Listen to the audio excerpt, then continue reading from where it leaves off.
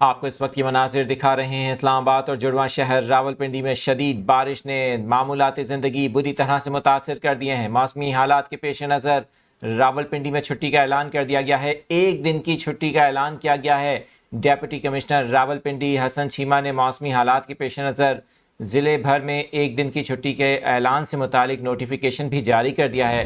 Notification میں عوام سے اپیل کی گئی ہے کہ گھروں میں رہیں اور غیر ضروری طور پر گھر سے باہر نہ نکلا جائے۔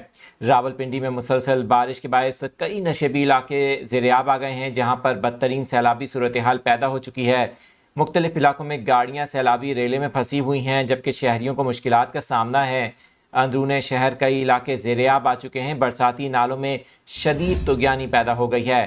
دریائے سواں سے بڑا سیلابی ریلا گزر رہا ہے۔ بارش کے باعث شہر کے مختلف علاقوں میں ٹریفک کی روانی متاثر ہو رہی ہے۔ مساجد میں اعلانات کیے جا رہے ہیں، لوگوں کو گھروں سے غیر ضروری باہر نہ نکلنے کی ہدایات بھی کی جا رہی ہیں۔ اسلام آباد اور راولپنڈی میں آج صبح یہ صورتحال پیدا ہوئی۔ گزشتہ رات سے شدید بارش کا سلسلہ جاری تھا، جس سے کئی علاقے زیر آب آ چکے ہیں۔